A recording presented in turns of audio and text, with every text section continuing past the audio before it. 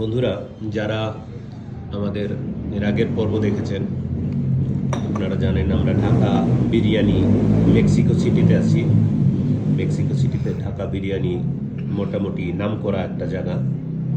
এখানে আরও কয়েকটা আছে, ইন্ডিয়ান বাংলাদেশি রেস্টুরেন্ট আছে, কিন্তু ঢাকা বিরিয়ানিটার সব থেকে বেশি নাম। তারপর নদার কবির ভাই আমাদের সাথে আছেন। আচ্ছা কবির ভাই, আপনি যে রেস্টুরেন্টে দিলেন, তারপর স্ট্রাগল করতে হয় নাই? তারপর মনে করেন এই যে আরও তো কয়েকটা আছে, তার ভিতরে আপনি সব থেকে ভালো করতেছেন বলে অন্তত আমি মনে করি। তো সেই সম্বন্ধে আপনি যদি কিছু বলতেন। আসলে ভালো করতেছি, এটা আলহামদুলিল্লাহ ভালো আছে। আরও আছে বাঙালি রেস্টুরেন্ট, তারাও ভালো করতেছে।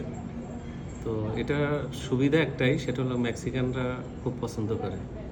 এবং ওই যে আপনার আগেও বলেছি, ওরা খুব ফ্রেন্ডলি, ওরা আমাদের সঙ্গে খুব আন্তরিকতার সাথে মিশে এবং ওরা মোটামুটি হেল্পফুল আর কি। আচ্ছা আচ্ছা। খাবারটাও আলহামদুলিল্লাহ ঢাকার মতো টেস্ট কিনা জানি না, তবে চেষ্টা করি যে বাংলাদেশের যে খাবারের যে টেস্টটা সেটা ঠিক রাখার জন্য। আর এটা আলহামদুলিল্লাহ ভালো আছি ভাই, সব মিলিয়ে। গুড গুড, খুব ভালো, ধন্যবাদ। আর আরেকটা বিষয় হচ্ছে, মানে শুরুটা একমাত্র হালাল রেস্টুরেন্ট হিসেবেই আমি পরিচিত ছিলাম, হুম হুম হুম। এখনো আছে। মানে এই যে আপনার যত মুসলিম যে এম্বাসিগুলো আছে মুসলিম কান্ট্রির, মালয়েশিয়া, ইন্দোনেশিয়া, এরা এদের যে বড় বড় অনুষ্ঠানগুলো আসে না বিভিন্ন অকেশনালি, আমার কাছ থেকে ওরা খাবার নেয়। আচ্ছা আচ্ছা আচ্ছা মানে মালয়েশিয়ান এম্বাসির সব প্রোগ্রামে আমার কাছ থেকে খাবার নেয় ওরা। আচ্ছা।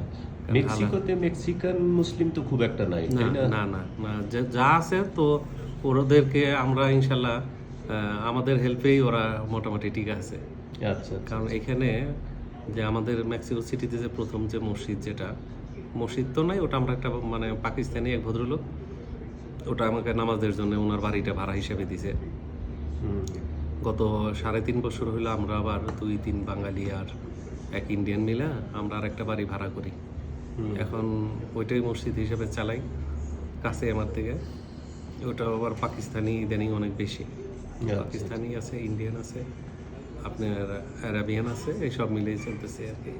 গুড, খুব ভালো, অনেক ধন্যবাদ। আবার পরের পর্বে আপনার সঙ্গে আবার দেখা হবে। দর্শক ভালো থাকবেন।